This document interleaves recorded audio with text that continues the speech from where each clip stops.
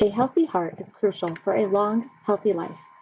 Let's discuss how to protect your heart and reduce your heart disease risk. Certain factors will increase your risk for heart disease.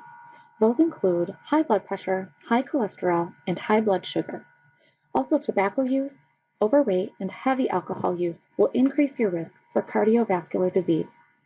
There are a few fixed factors that will impact your risk as well, such as age, family history, gender, and race.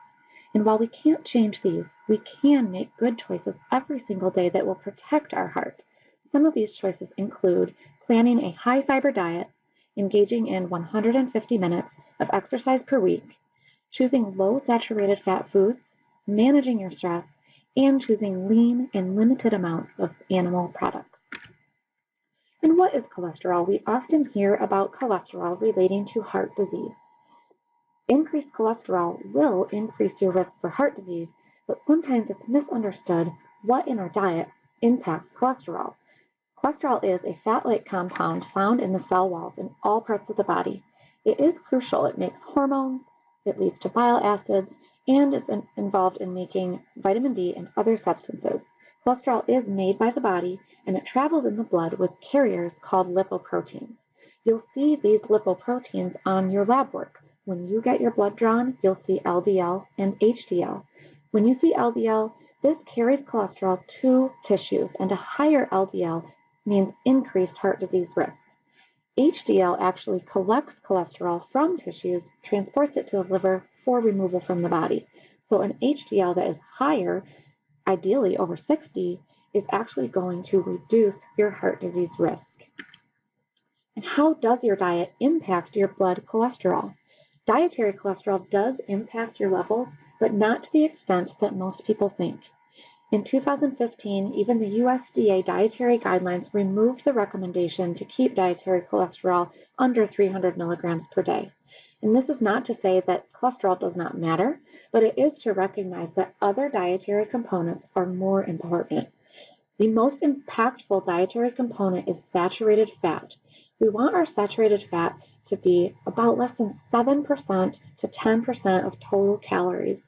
On a 2,000 calorie diet, this is about 15 to 20 grams of saturated fat per day.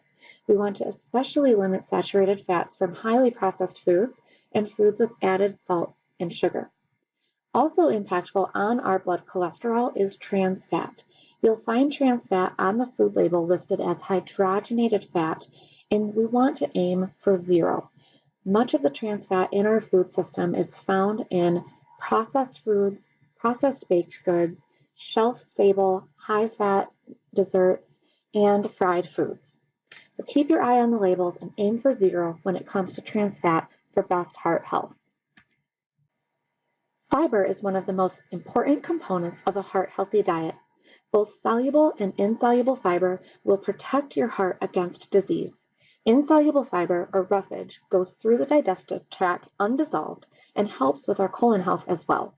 Soluble fiber dissolves into a gel-like substance. This type of fiber actually helps block cholesterol and fats from being absorbed into the bloodstream. Research shows that even a 5 to 10 gram increase in fiber can result in a 5% drop in LDL. And we know when LDL is at a healthy level, it reduces our heart disease risk. The goal is 25 grams of fiber per day and at least 10 grams of soluble fiber for optimal heart health risk reduction. You'll find fiber in whole foods like whole grains, fruits, dried beans, vegetables, nuts, and seeds. Let's talk about how to apply this. We can ramp up our oatmeal with berries and pumpkin seeds, or I like to add chia seed, pecans, and a banana. You can also swap taco shells for a quinoa and black bean base and make a taco bowl. By adding that whole grain and the black beans, you're increasing fiber, you're also increasing iron and protein for even bonus nutrition. Let's review some heart-healthy swaps that will keep your diet full of fiber and unsaturated fats. Instead of cheese on a sandwich or wrap, try using hummus. And there are all sorts of flavors that you can choose from to vary, what that's going to taste like on your dish. You also can choose guacamole instead of ranch for a dip and replace those saturated fats completely with unsaturated fats from that healthy avocado. We also have sun-dried tomatoes that can be used on a salad instead of cheese or fried croutons. We can reduce to 1 egg at breakfast and add leftover roasted vegetables and sweet potatoes to the meal. I even like to use a little avocado on top of that and a little hot sauce for some flavor.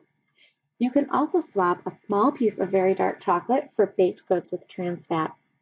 Another tactic would be to ditch margarine completely on toast or a whole grain breakfast bread in lieu of cooked fruit, or a vinaigrette made with olive oil or salsa or bruschetta if it's more of a savory choice. So when we're looking at these swaps, we are reducing saturated fat and processed foods. We are adding high fiber foods that are full of nutrition, and a lot of them are plant-based. When it comes to a heart-healthy diet, these are the goals that we want to see: high fiber and high amounts of unsaturated fat, low amounts of processed food, and saturated fat. When you're working with those types of foods, you're well on your way to a heart-healthy diet. If you need more help planning a heart-healthy meal plan, please contact your dietitian and be happy to support you.